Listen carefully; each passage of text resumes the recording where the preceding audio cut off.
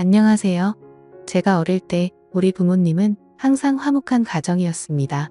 저는 집안의 외동아들로 태어나 나름대로 똘똘하다는 이야기를 많이 들어서 초등학교 때는 학생회장을, 중학교 때는 전교 1등까지 하며 집안의 기대와 사랑을 독차지했습니다. 하지만 그러한 행복도 잠시였을까요? 학원을 마치고 아버지를 만나 집에 돌아오던 도중 술에 취한 운전자가 차를 몰고 저를 향해 돌진하였는데 저는 굳어버리고 말았고 아버지가 저를 밀쳐내다가 발을 다쳐서 제대로 못 쓰게 되셨습니다. 저희 아버지 취미가 철인 3종 경기였습니다. 그토록 건강하고 활발하셨던 아버지는 그날부로 한쪽 발을 제대로 못 쓰게 되셨고 제가 알기로는 허리와 하반신까지 장애가 생긴 걸로 알려져 있습니다. 거기다 엎친 데 덮친 격으로 사고를 낸 운전자가 홀로 사는 가난한 사람이다 보니 아버지 사고에 대한 보상금을 전혀 받을 수 없었고 운전자는 그대로 감옥에 들어갔습니다. 그렇게 집안의 가장이던 아버지가 일을 못하기 시작하자 집은 점점 빚의 수령에 빠져들었고 아버지는 그러나 중에도 어쩔 수 없이 뭐라도 하겠다며 일을 하러 다니셨습니다. 장애인이 되고 나서 다니던 회사를 그만두고 아버지는 수액을 맞아가면서 일하시던 아버지를 보고 엄마의 히스테리가 점점 심해지더니 결국 엄마도 쪼들려가는 가정 사정 때문에 밖으로 나가 돈을 벌기 시작했습니다. 저도 더 이상 옛날처럼 공부를 위해 학원을 마음 편히 다닐 수가 없게 되어서 집에서 혼자서 공부를 하고 살았었지요. 그때를 생각하면 가장 기억에 남았던 건 화장실이었습니다. 저희가 이사간 새로 들어간 집은 화장실이 없었습니다. 큰 볼일을 봐야 할 때는 항상 1층 집으로 내려가서 화장실을 가했고 작은 볼일은 요강이나 페트병의 볼일을 보고 아침에 버리고 했을 정도로 저희 집 사정은 한순간에 정말 빈약해졌었죠. 그러던 중 어느 날부터 항상 저녁이 되면 엄마와 아빠가 다투는 소리에 자다가 깨어날 때가 많았습니다. 알고 봤더니 엄마가 남자가 생긴 거더라고요.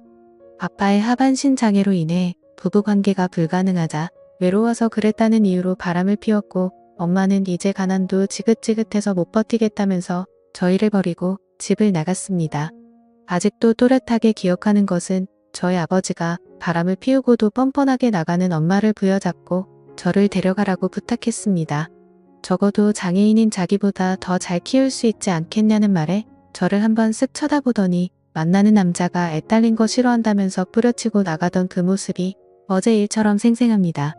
아빠는 울면서 저에게 말했습니다. 아들아, 이 모든 일이 이 아빠가 부족해서 생긴 일이라고요. 저도 정말 너무 힘들었습니다. 아버지 사고 난 날 제가 바보처럼 가만히 서 있지만 않았더라면 이런 일이 애초에 생기지 않았을 텐데 라는 생각이 들었죠.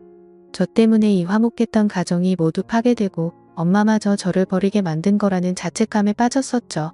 아버지는 그럼에도 불구하고 자포자기하지 않으시고 항상 저에게 좋은 말만을 하셨습니다.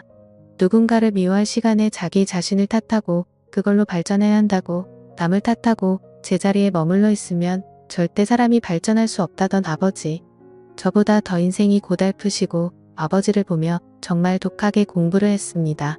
학생의 신분이니 공부만큼 할 수 있는 게 없었습니다. 아버지가 어렵게 벌어오신 돈으로 저는 코피를 줄곧 흘리면서 죽을 힘을 다해 공부를 하였고 쉬고 싶고 놀고 싶을 때마다 항상 아버지와 저를 벌레처럼 쳐다보며 떠나던 엄마의 눈빛을 떠올렸습니다. 그렇게 고등학교에서도 최상위 성적을 유지한 저는 수능 시험에서도 높은 점수를 받아 서울 최상위 대학교에 진학하게 되었습니다. 그때부터라도 아버지께 폐를 끼치고 싶지 않았기에 저는 과외를 하며 제 학비와 생활비를 충당했습니다. 군대는 생계곤란 사유로 면제를 받게 되었고 그렇게 학교를 남들보다 일찍 졸업하여 기업에 입사하게 되었습니다. 제가 대학을 졸업하고 기업에 입사하던 날 저희 아버지는 이제 자기는 죽어도 여한이 없다며 펑펑 우시던 아버지를 제가 끌어안고는 무슨 말씀하시냐고, 그동안 아버지가 이 아들을 책임지고 이만큼 잘 키워주셨으니 이제 제가 아버지를 책임질 때라고 말씀드렸죠. 그때도 제 스스로 대학을 졸업하고 취직할 때까지 연애는 안 하겠다고 마음먹었던지라 그 결심을 지켰습니다. 그렇게 기업에 입사 이후 저도 이제는 여자들에게 관심을 가지게 되었고 아버지도 이제 대기업에도 취직하고 했으니 여자들도 좀 만나고 결혼도 해서 손자라도 안겨달라며 웃으면서 말하시더군요. 그때부터는 저도 삶의 여유를 가지고 일을 하며 누군가를 만나기 시작했습니다. 정말 공부에 집중할 때도 제가 원하지 않아도 여성들이 다가와 호감을 표현했습니다. 제 입으로 말하기 쑥스럽지만 나름 인기가 있었던 것 같네요. 아무튼 이런 영향 때문인지 취직하고 나서 만났던 여자들은 저를 사랑한다 했지만 제 아버지의 존재를 알게 되면 거리를 두게 되고 그러다 몇 번의 헤어짐으로 이어지게 되자 아버지는 혼자서 자책을 하시며 저에게 자신 혼자 살아가면 된다며 우리 아들 앞길 막을 생각이 없다고 제발 이제 독립하라고 하더군요. 제가 사람인 이상 어떻게 그럴 수가 있겠습니까? 그렇게 시간은 금방 흘러 제 나이가 30이 넘어갈 무렵 나름대로 회사에서 인정도 받고 돈도 모으게 되어서 20평대의 아파트에 들어가게 되었고 생활의 안정이 좀 될 무렵 지금의 아내를 만나게 되었습니다. 아내는 회사 동료의 소개로 만나게 된 여자였습니다. 그저 그런 지방 대학 출신인데 집에는 돈이 좀 있는 여자였죠. 저를 처음 만나던 날 캐딜락 차를 몰고 나온 게 아직도 기억이 나네요.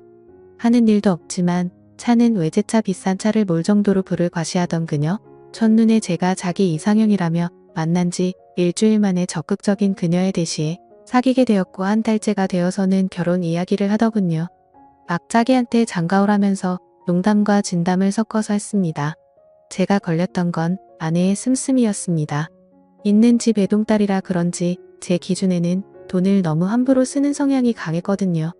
그러면서 저에게 더욱 적극적으로 다가오는 그녀에게 저도 넘어가게 되었습니다.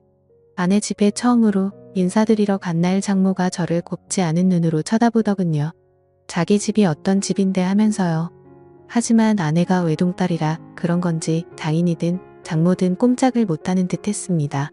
결국 아내의 투정에 마지못해 결혼을 허락하셨고 아내는 바로 저의 아버지 문제를 말하더군요. 남편 아버지께서 거동이 좀 불편하시긴 한데 그렇다고 혼자서 아예 못 숨지기시지는 않으셔서 괜찮다고 말이죠. 그때 당시에는 처가에서 별로 신경을 안 쓰시는 건지 별 다른 말이 없으셨고 장인어른은 신혼집도 마련해주고 아버지의 일자리도 마련해드리겠다고 했습니다.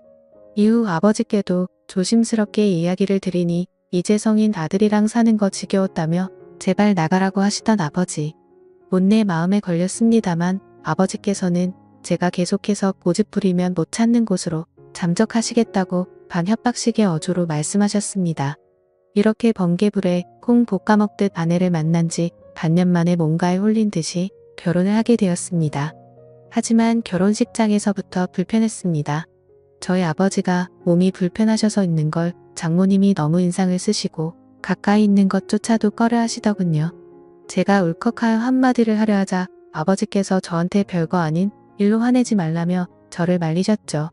결국 이 문제로 신혼여행을 가서까지도 아내랑 싸웠네요. 하지만 그와는 별개로 그때부터 제 생활은 많이 편해졌습니다.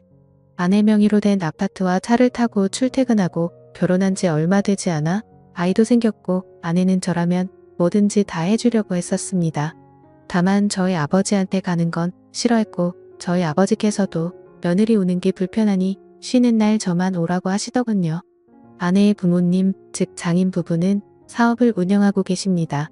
중견 기업 정도는 아니고 사업장에 30명 정도가 일하는 회사입니다. 저희 아버지를 장애인 특채로 뽑아서 일을 맡기셨다고 아버지께서도 일도 편하고 사돈네가 많이 챙겨주신다네요. 그런 생활이 익숙해갈 무렵 제 아내는 점점 변해가더군요. 조그마한 일에도 화를 내고 제가 다툼이 싫어 대화를 피하고 조심하기 시작하니 그때부터 트집을 잡아 성질을 내더군요. 그러다 말다툼이 일어나 싸우게 되면 제가 화가 나서 집 밖으로 나가려고 하면 집키랑 차키랑 돈이랑 싹 다 모두 내놓고 나가라고 합니다. 무슨 소리냐니까 주변 한번 둘러봐보라고. 여기에 네 거 하나라도 있냐고. 집도 내 집이고 차도 내 차고 돈도 니네 아버지랑 너 먹여 살린다고 쓴 돈이 얼만데 다 내놓고 나가라고 소리치더라고요. 그러면서 이죽거리며 하는 말이 가관이었습니다. 네 주제에 지금 어딜 간다고? 그냥 내 밑에서 내가 시키는 대로 따르라고 하더군요. 자기한테 이렇게 함부로 대하면 곤란할 거라며 협박하던 아내의 이유를 알고 보니 결국 바람이 난 거였습니다. 자기 말에 쩔쩔매는 저에게 남성의 매력을 못 느끼고 바람을 폈던 거죠. 조용히 알고 보니 남자를 무려 1명도 아니고 2명도 아니고 3명을 만나고 있더군요.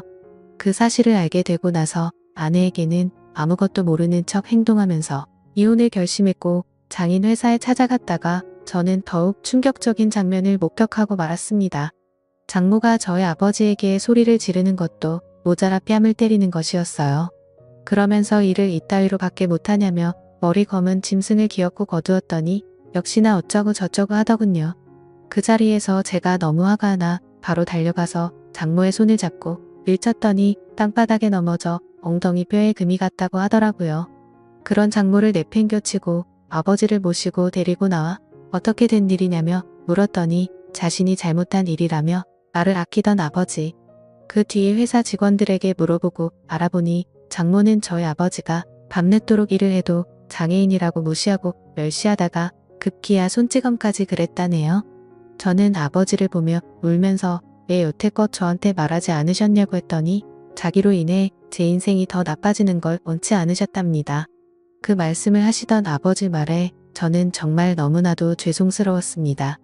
아버지는 혹시나 자신이 이런 일을 당한다고 알리면 제가 장모에게 대들 것 같았고 제 결혼 생활이 파탄이 날까봐 걱정해서 그런 말도 못하고 모든 게 그저 아들한테는 좋다고 하신 거였죠. 저는 그것도 모르고 아버지 생각한다고 참고 그 더러운 아내와의 결혼 생활을 견디고 살았으니 두 부자가 한 집안에 노란한 거였습니다. 결국 분노에 찬 저는 이혼 소송과 아내의 3명의 남자들에게 상간남 위자료 소송을 청구했고 장모를 장애인 학대죄로 고소했습니다. 그래서 지금은 거액의 합의금과 위자료를 받아 아버지와 둘이서 살게 되었네요.